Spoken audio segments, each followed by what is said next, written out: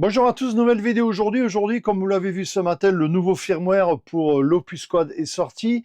Ce firmware va vous donner l'accès à Apple Music directement depuis le standalone. Voilà. Donc, je vous montre comment faire la mise à jour, où aller le télécharger, le décompresser, le mettre sur la clé, les manips, les boutons à activer pour passer en mode mise à jour de l'Opus Quad. Voilà, petite vidéo très rapide, je vous explique tout ça.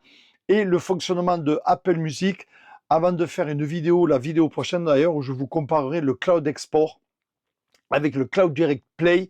Beaucoup se posent des questions, mais je vous expliquerai tout ça dans la vidéo prochaine. Voilà, pour l'instant, comment installer le nouveau firmware de l'Opus Quad, comment se servir de Apple Music à partir du moment où vous aurez un abonnement, bien sûr. Voilà, donc on y va tout de suite, je vous montre tout ça dans cette vidéo.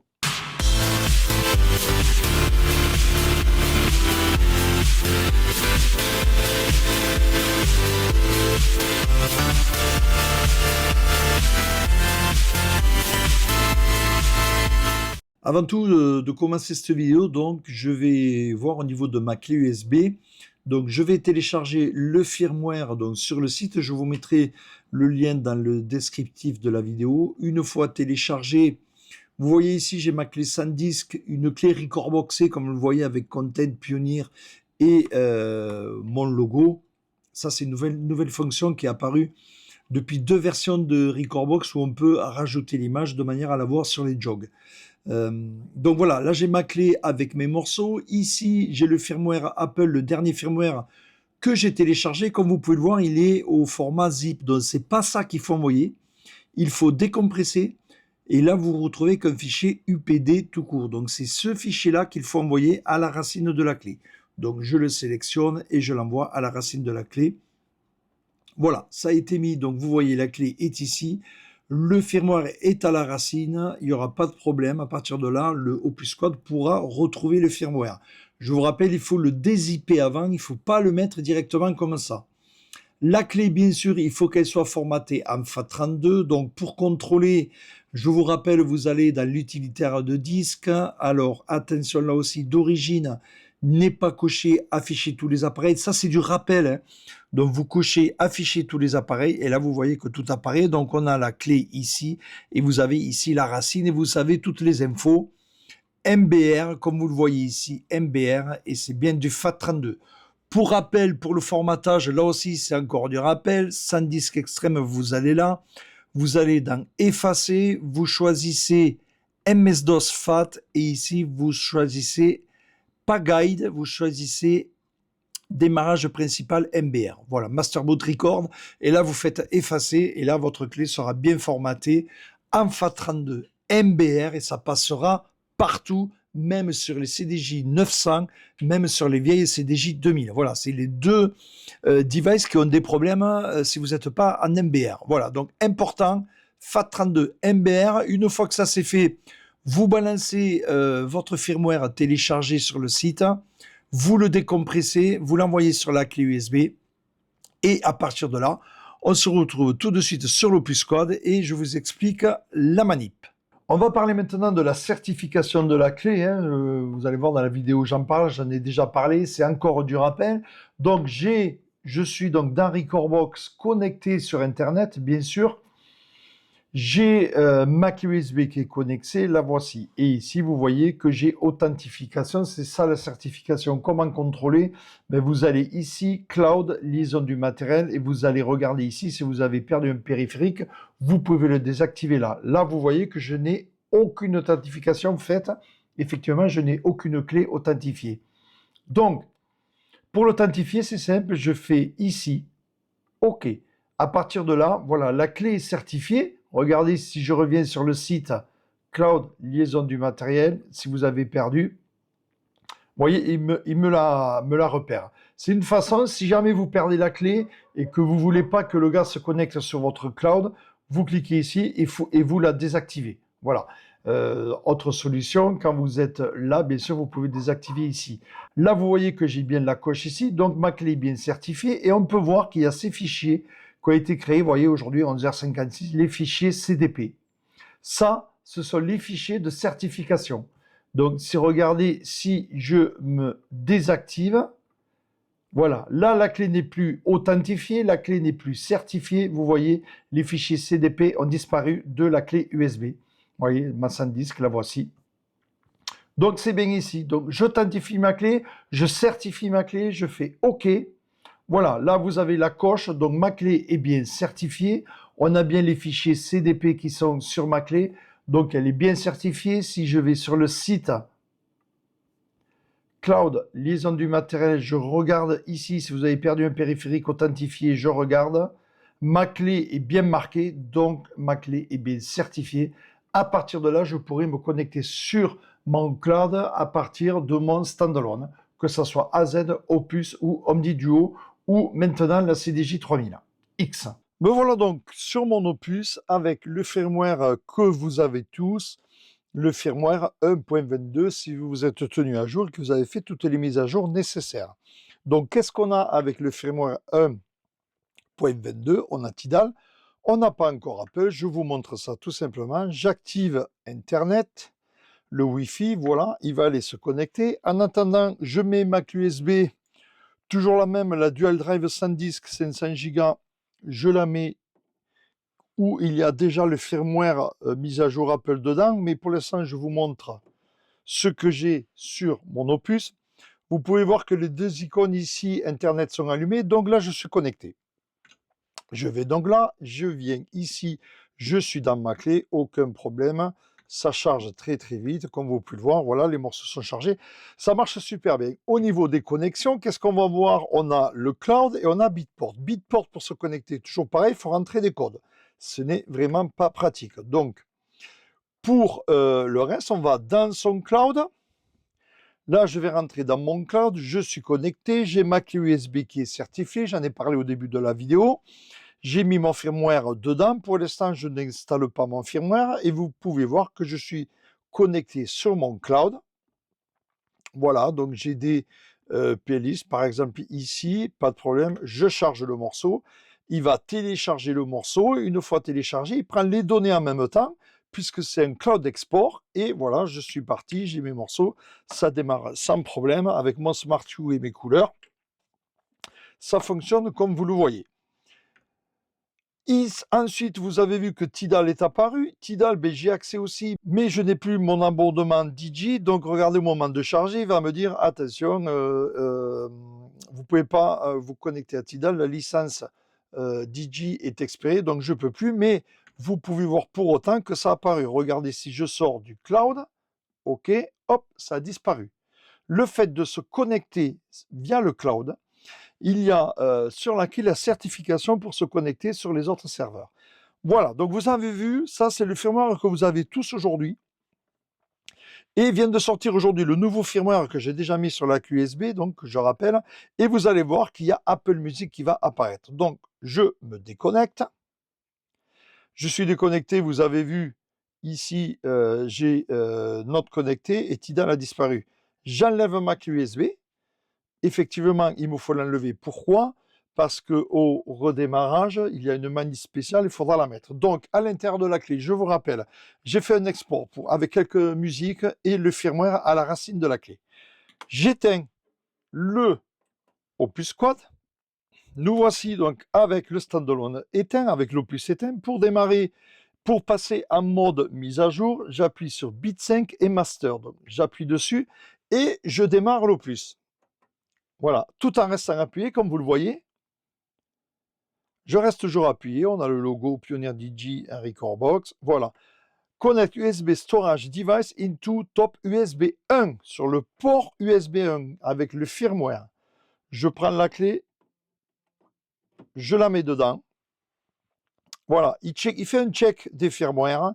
Donc là, j'ai le firmware 1.22 et il va me mettre le firmware avec Apple. Donc je vous rappelle, c'est un firmware bêta, mais peut-être il y aura une mise à jour. Donc le firmware 1.22 vers firmware 1.23.007. Vous pouvez voir qu'au niveau des decks, il n'y a rien qui change. Vous pouvez voir qu'au niveau des mixeurs, il n'y a rien qui change. Par contre, au niveau du firmware en général, voilà, il charge, il rajoute des choses. Voilà, donc on laisse faire la mise à jour. Regardez bien, je laisse en temps réel. C'est très, très, très rapide, hein, vous voyez. Le firmware faisait 114 mégas à l'origine, il fait 176 ou 180 mégas aujourd'hui, cette mise à jour-là. Donc effectivement, on rajoute des choses à l'intérieur, mais il n'y a pas de problème, ça se passe bien. Voilà, il est en train de faire la mise à jour, vous le voyez, comme je vous l'ai dit, rien sur les decks, rien sur le mixeur, tout dans le firmware en général. Et là, voilà, firmware update is complete, turn the power off on before using. Donc on éteint, on touche à rien, on fait que éteindre. Voilà, j'éteins. À partir de là, j'enlève la clé USB, je redémarre de suite. Voilà, donc il fait son cycle de démarrage. Je vais reconnecter ma clé certifiée et vous allez voir qu'on va avoir Apple. Bien sûr, pour avoir Apple, il faut être abonné à Apple, avoir l'abonnement à 11 euros, si mes souvenirs sont bons. Mais peu importe, vous allez voir que ça fonctionne très bien. Donc pour tester, j'active le Wi-Fi. Voilà, mon Wi-Fi est activé. Au niveau du firmware, regardez bien, je vais dans Général, j'ai bien le 1.23.007. De la mise à jour, c'est bien faite. Je mets ma clé USB certifiée dans le Opus Quad. Je vais dans la connexion et regardez ce qui est apparu. Le firmware est apparu. Tidal. Alors là, la différence avec l'ancien firmware, comme vous l'avez vu, il fallait être logué sur le cloud pour que Tidal apparaisse. Là, il n'y a aucun problème, on n'a pas besoin. À partir du moment que la clé est certifiée, il va faire apparaître le tout. Regardez, donc il demande de se loguer dans le cloud pour avoir Apple Music. Tidal, pareil, login to cloud to use Tidal. Donc, login, je me log dans mon cloud. Voilà, vous avez vu ici, ça a changé, statut de connected. À partir de là, regardez, je vis bien dans mon Apple Music, top du jour, top France. Et je charge le morceau. Regardez, je suis en train de télécharger le morceau.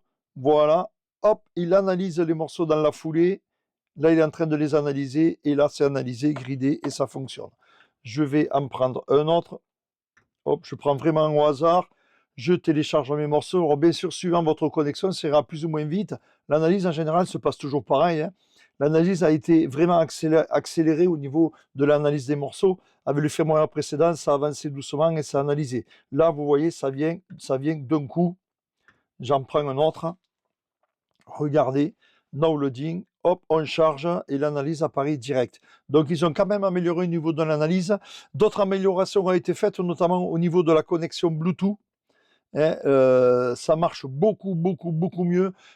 Sur le firmware 1.22 que vous avez tous, il fallait effacer l'ancienne connexion pour pouvoir se reconnecter. Là, ça fonctionne nickel. Il efface automatiquement sa connexion pour se reconnecter. Je vais vous montrer ça après. Donc là, vous avez vu que ça fonctionne nickel. Seul inconvénient entre guillemets, mais j'ai trouvé la solution pour réparer ça, c'est que vous avez aucune info BPM, aucune info de clé. Voilà, donc si vous voulez travailler, c'est pas évident. Au niveau des préécoutes, bien sûr, ça fonctionne. Regardez, il charge en cache les morceaux. Voilà, à partir de là, vous pourrez écouter les morceaux. Voilà, regardez, il les charge sans problème. Voilà. Et à partir de là, vous avez le petit casque, donc je peux préécouter ces morceaux. Ces morceaux étant préchargés, ben bien sûr, ça va se charger plus vite, parce que c'est déjà dans le cache. Hein. Je log. Il recharge, vous avez vu, c'est pratiquement instantané. J'y retourne sur, je vais en faire un autre, par exemple ici. Je fais ma charge pré-écoute. Voilà, il est chargé pré-écoute, j'ai le casque, je peux pré-écouter. Regardez, je le charge sur la deck de droite. Vous voyez, c'est pratiquement instantané. Voilà, ça permet de gagner un peu de temps. Si vous voulez écouter tel ou tel morceau, vous cliquez, vous avancez un peu dans vos charges. Ça permet de mettre tous ces morceaux en cache et donc d'avoir un chargement plus rapide. Le problème que je disais donc, c'est ici, on n'a pas l'affichage des BPM, on n'a pas l'affichage des clés. Il y a une solution pour ça, c'est de se servir du Cloud Export. Donc ça sera le sujet de la vidéo prochaine, le Cloud Export comparé au Cloud Direct Play. Et je vous montrerai donc qu'on peut exporter ces playlists Apple sur le cloud. Donc ces playlists qui seront analysées. chose qu'on ne peut pas faire avec Spotify, notamment, j'en avais parlé dans la vidéo de Spotify, mais là, je vous ferai vraiment l'explication et la différence entre le Cloud Export et le Cloud Direct Play, et je vais vous montrer la différence donc entre Apple Music tel qu'il est là, quand on va sur le serveur, on n'a aucune info là, par contre, si on passe par le cloud, on aura les infos. On va voir maintenant tout ce qui est connexion Bluetooth. Je clique là, je vais dans Bluetooth, Bluetooth Setting, je démarre le Bluetooth. Je vais pareil sur mon téléphone chercher le Bluetooth et je cherche l'Opus Quad qui est ici. Voilà, je me connecte à mon Opus Quad. Je clique sur Pairing.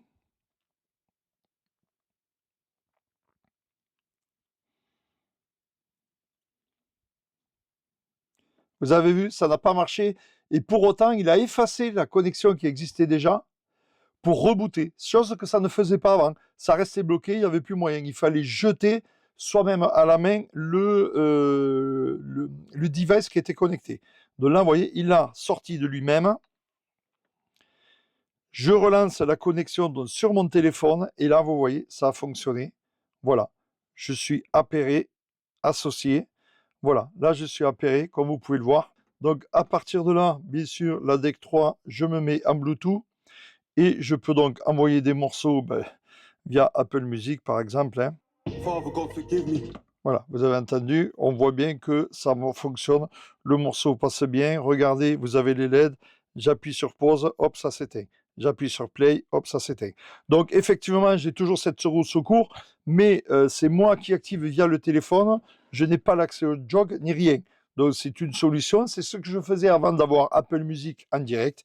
Au jour d'aujourd'hui, j'ai mon Apple Music en direct. Donc solution, elle est simple. Je vais dans mon Apple Music, je charge mes morceaux et à partir de là, je les ai donc sur la DEC 1 ou 4, 3, peu importe. Et je peux donc bien sûr me servir des jogs, je peux poser les hot cues.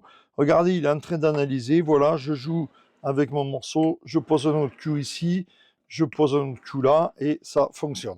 Voilà, tout ce qui est par contre analyse hot cue, une fois que vous êtes déconnecté, ça disparaît, vous allez vous reconnecter. Il refera les analyses et vous n'aurez plus de hot cue, il faudra les refaire.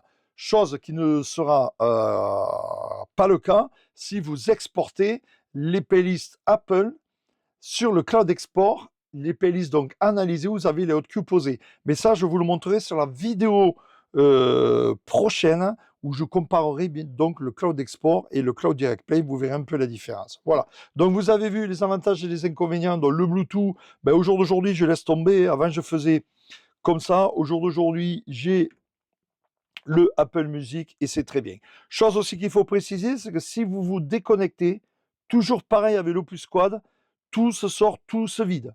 De même que si vous, par exemple, toujours pareil, mais ça vous le savez, hein, si vous chargez des morceaux via la clé USB, vous voyez, c'est chargé.